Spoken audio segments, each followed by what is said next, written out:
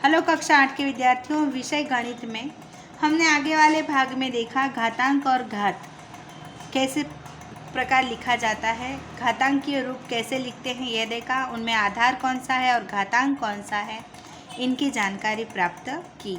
अब हम आगे देखेंगे। यह कक्षा 7 का है, लेकिन आप में से बहुत सारे बच्चे पिछले साल पढ़े नहीं थे।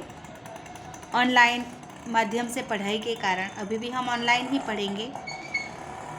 तो जिनको ये जानकारी प्राप्त नहीं है घात और घातांक के बारे में, वो अभी का वीडियो देखकर समझ ले, तभी हम कक्षा 8 में अध्याय 12 की शुरुआत कर सकते हैं। सबसे पहले नीचे दी गई संख्याओं को घात के रूप में लिखना है। अब अगर कोई संख्या, बड़ी सी संख्या हमें दे रखी है और उसकी हमें घात के रूप में उनको लिखना है, घातांक के रूप में लिखना है, तो हम किस प्रकार लिखेंगे? तो उसके लिए हमें उनके अभाज्य गुणनखंड निकालने होंगे, है ना। वो हमने कक्षा 6 और 5 से सीखते आ रहे हैं। तो सबसे पहले हम सीखेंगे 900 729 का गुणनखंड हम कैसे निकालेंगे। तो यहाँ पर हमें दे ही रखा है कि 729 को 3 के घात के रूप में हमें व्यक्त करना है। तो सबसे पहले हम क्या करेंगे, 3 के रूप में तो हम 3 से भागेंगे। क्या यह जो संख्या है वो 3 से भाग सकते हैं? तो 7 और 2 कितने होते हैं? 9 होते हैं। 9 दूनी 18, 18 3 के पहाड़े में आता है, तो ये संख्या जो है उसका भाग 3 से जाएगा। ठीक है। तो सबसे पहले 3 एकम 3, 3 दूनी 6, 2 तिया 6, 7 में से 6 जाएगा तो बचेगा 1, 4 तिया 12, अब है 9, तो 3 तिया 9। अभी भी इकाई का अंक 3 है। टोटल जो है 6 5 6 7 8 9 है, तो 3 से भाग जाएगा। ठीक है। तो 2 जो है वो 3 से छोटा है, इसलिए हम 2 संख्या साथ में गुनेंगे। 8 तिया 24 होता है और 3 एकम 3 होता है। अभी भी हम 3 से भाग सकते हैं, तो 3 तिया 9 होता है, तो 2 तिया 6 होता है। 6 8 में से 6 जाएगा, बचते हैं 2, 21, 7 तिया 21 होता है। ये मैंने आपको क्लास में सिखा रखा है, इसलिए अभी मैं नहीं सिखाऊंगी। अभी हम डायरेक्ट करेंगे। 7 8 और ये 9 हुआ है, तो 3 से भाग जाएगा। 9 तिया 27 होता है, 3 तिया 9 होता है, 3 तिया 9 होता है, 3 एकम 3। ठीक है। चलिए 3 कितनी बार आया, तो ये एक आप लिख लीजिए। 729 के भाग में 3 गुणे 3 गुणे 3 गुणे 3 गुणे 3 गुणे 3, 1 2 3 4 5 6, 1 2 3 4 5 6। अगर हमें उसको घातांकीय रूप में लिखना है तो हम किस प्रकार लिखेंगे? 3 का 6 घात, यही हमें चाहिए, 3 का 6 घात। तो यहाँ पर हमारा ये सवाल समाप्त होता है।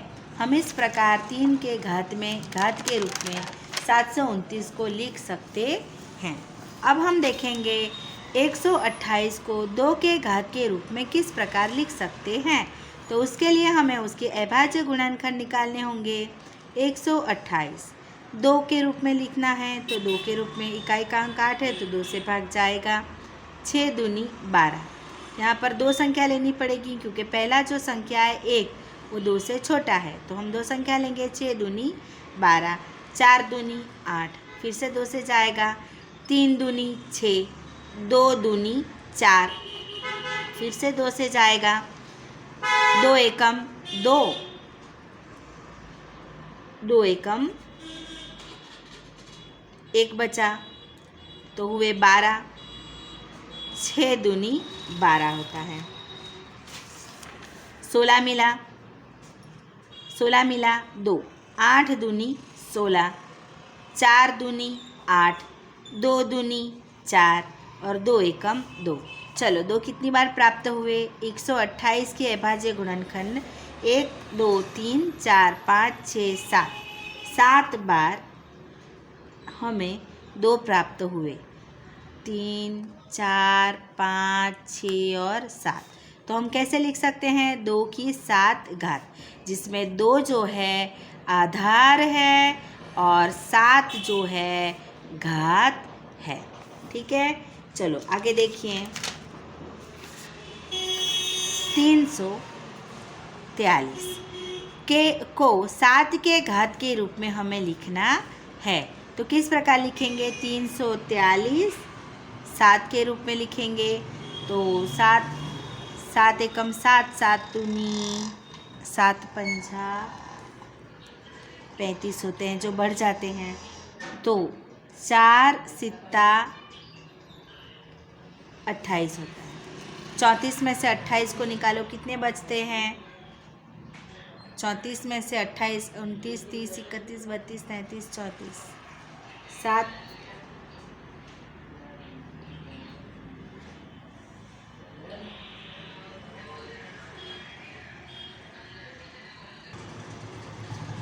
6 बचते हैं।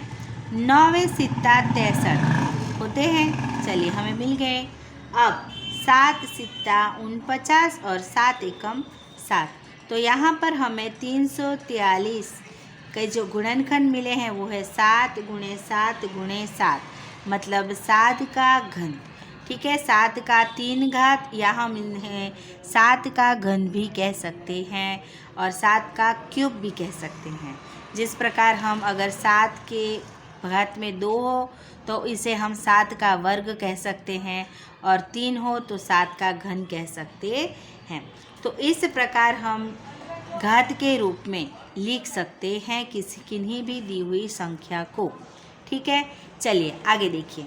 निम्नलिखित के मान ज्ञात कीजिए। अब इनके मान कैसे ज्ञात करेंगे, तो यहाँ पर आप देखोगे कि 2 की घात में कितनी है संख्या, 6 है। 2 के घात में कितना है,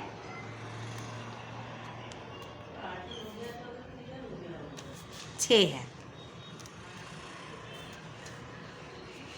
2 के घात में 6 दे रखा है। ठीक है, तो हम 2 को कितनी बार लिखेंगे, 2 गुणे 2 गुणे 2 गुणे 2 गुणे 2 गुणे 2, 6 बार गिनेंगे। 2 दूनी 4, 4 दूनी 8, 8 दूनी 16, 16 दूनी 32, 32 दूनी कितने होते हैं, 64 होते हैं। तो हमने 2 के घात में 6 का मान ज्ञात कर लिया। कितने होते हैं, 64 होते हैं। यहाँ पर देखो 9 है, 9 की घात में कितने हैं, 3 हैं, मतलब 9 को हमें कितने बार गुणा करना है, 3 बार। 9 9 9 81, और 81 9 कितने होते हैं, 81 9 होते हैं 729। तो इस प्रकार हमें संख्या प्राप्त कर लेनी। अगर आपको ना आते हो तो 9 9 81, 81 गुणे 9, इस प्रकार आप गुणा करके उसके साथ जवाब लिख सकते हैं।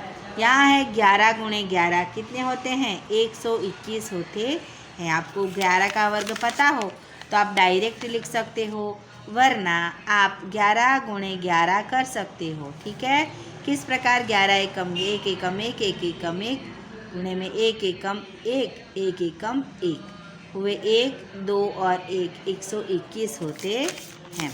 तो आप इस प्रकार लिख सकते हो, 11 गुणा 11 करके। ठीक है, इसका घातांकीय रूप है 11 का वर्ग। ठीक है, चलिए आगे देखिए।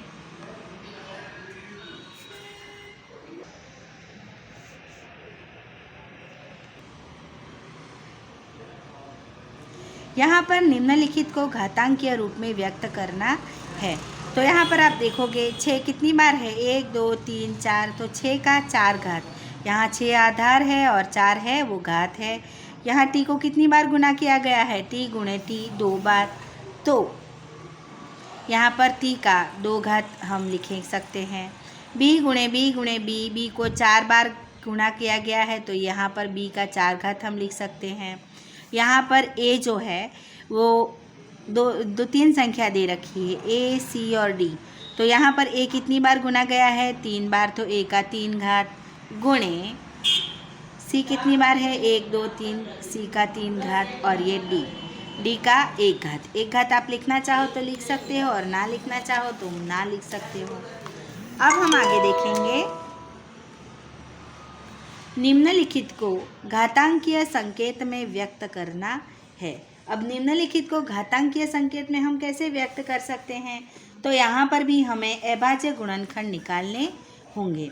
तो यहाँ पर है 512, तो 512 का हम क्या निकालेंगे? अभाज्य गुणनखंड निकालेंगे। ठीक है, चलो 2 इकाई का अंक 2 है तो 2 से भाग चलेगा। ठीक है, तो यहाँ पर 2 लिखेंगे। 2 दूनी 4, 4 5 में से 4 जाएगा, बचेगा 1, हुए 11। बाजू में संख्या है ना, वो 11 हुए 11। तो 2 का पहाड़ा तब तक बोलो जब तक 5 दूनी 10 होता है। 5 दूनी 10, 10 5 में से जाएगा। ठीक है, 10 जो है 11 में से जाता है तो 1 बचता है। 1 बचता है तो बाजू वाली संख्या के साथ यह 12 होता है, तो 6 दूनी 12 हमारा आ गया। हमें नई संख्या प्राप्त हो गई 256। अब इकाई का अंक 6 है तो यह भी जाएगा 2 से। 2 एकम 2, 2 दूनी 4, 1 बचा, 8 दूनी 16। इस प्रकार हम कर सकते हैं। आप चाहो तो भाग भी सकते हो 2 से। ठीक है, पीछे रफ में अब 2 है। 6 दूनी 12, 4 दूनी 8, 2 3 दूनी 6, 2 दूनी 4। फिर से 2 इकाई का अंक 2 है ना, तो 2 एकम 2, 1 बचा, 6 दूनी 12। फिर से 2, 8 दूनी 16, 4 दूनी 8, 2 दूनी 4, 2 एकम 2। तो यहाँ पर हमारा संख्या 1 आ जाता है, तो हमारी जो सवाल है वो समाप्त हो जाता है। तो चलिए कितनी बार हमें 2 प्राप्त हुए? 1 2 3 4 5 6 7 8 और 9 बार। तो हम 9 बार 2 को लिख लेते हैं। 2 गुणे 2 गुणे 2 गुणे 2 गुणे 2 गुणे 2, 3 3 और 3 9। तो हम लिख सकते हैं 2 की 9 घात। तो ये हमारा आंसर है। जहाँ पर 2 है वो आधार है और 9 जो है वो उसकी घात है। तो यहाँ पर हम कह सकते हैं कि 512 का घातांकीय संकेत में लिखना है 2 का 9 घात। ठीक है, अब यहाँ पर एक नई संख्या दे रखी है। क्या आप खुद उसका जवाब ढूंढ सकते हैं? अभाज्य गुणनखंड की विधि से ढूंढ सकते हो ना?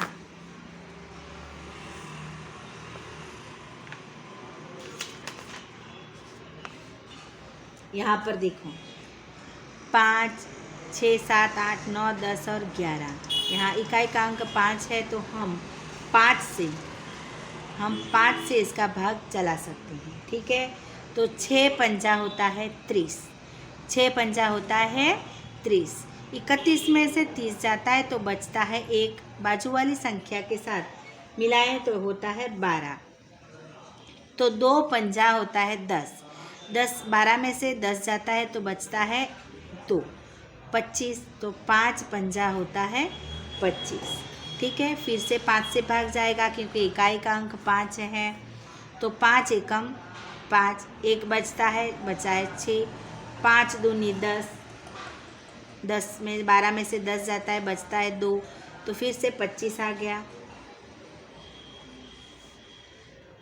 5 दूनी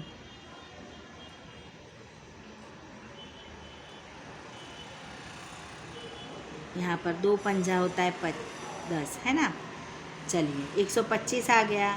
फिर से 5 से भाग चलेगा तो 25 पंजा 125, 5 पंजा कितना होता है 25, 5 एकम 5। तो यहाँ पर 5 कितनी बार आ गया? 1 2 3 4 और 5। तो 5 गुणा 5 गुणा 5 गुणा 5 गुणा 5 बराबर 5 की 5 घात बराबर 3125 होता है। तो इस प्रकार हम निम्नलिखित को घातांकीय संकेत में व्यक्त कर सकते हैं। यहाँ पर आगे देखो, निम्नलिखित में से बड़ी संख्या को पहचानिए। अब बड़ी संख्या कौन है? यहाँ तो आधार में 4 है और यहाँ पर आधार में 3 है। आधार की 3 घात है, 4 की 3 घात है, 3 की 4 घात है। तो सबसे पहले हम लिख लेते हैं। चलिए 4 गुणे 4 गुणे 4, ठीक है। और यहाँ पर लिख लेते हैं 3 की 4 बार 3 गुणे 3 गुणे 3 गुणे 3, 4 चौक 16, 16 चौक 64 होते हैं। 16 चौक कितने होते हैं? 64 होते हैं। तो यहाँ पर हम लिखेंगे 64। 3 3 तिया 9, 9 तिया 27, 27 तिया 81 होते हैं। तो यहाँ पर बड़ा कौन है? आप पहचान सकते हैं यहाँ पर बड़ा कौन है? 64 बड़ा है या 81? तो यहाँ पर 64 और 81 में से 81 बड़ा है। तो इस तरह से हम बड़ी संख्या को पहचान सकते हैं। यही बाकी की 2 संख्या है जिसे आप खुद करेंगे, ठीक है। निम्नलिखित को अभाज्य गुणनखंडों की घातों में व्यक्त कीजिए। तो यहाँ पर भी हमें अभाज्य गुणनखंड निकालने होंगे जिस तरह से हमने आगे निकाले हैं, ठीक है। तो इसी प्रकार आपको स्वयं यहाँ पर गुणनखंड निकालना है और फिर उसे व्यक्त करना है, ठीक है। एक सवाल हम करके देखते हैं, फिर हमारा वीडियो समाप्त होता है। आगे हम कल देखेंगे। यहाँ पर 2 से भाग जाएगा। 3 दूनी 6, 2 दूनी 4 और 4 दूनी 8 होता है। 2 इकाएकांक है तो 2 से ही भाग जाएगा। 2 एकम 2, 1 बचा, 6 दूनी 12 और 2 एक 4 दूनी 2 दूनी 4 होते हैं। फिर से 2 से भाग जाएगा। 8 दूनी 16, 2 एकम 2। अब जो है यहाँ पर 1 आ गया, ठीक है। तो ये 2 से भाग नहीं जाएगा तो 3 से चले आएंगे। 3 27 तिया 81 होते हैं। 9 तिया 27 होता है। 3 तिया 9 होता है और 3 एकम 3। यहाँ पर हम पूरी संख्या को लिख लेते हैं, ठीक है। 2 गुणे 2 गुणे 2, 3 गुणे 3 गुणे 3 गुणे 3। दिखाई देता है ना? थोड़ा छोटा दिखाई देगा लेकिन दिखाई देता है। तो यहाँ पर 2 की कितनी बार घात आएगी? 2 की 3 घात आएगी और 3 की कितनी घात आएगी? 3 की 4 घात आएगी। तो ये हमारा आंसर हो गया कि घातांकीय रूप में हम इस प्रकार व्यक्त कर सकते हैं। तो ये सवाल आपको खुद करना होगा। तो आज के लिए इतना ही, कल हम नया पढ़ेंगे, ठीक है। जय हिंद।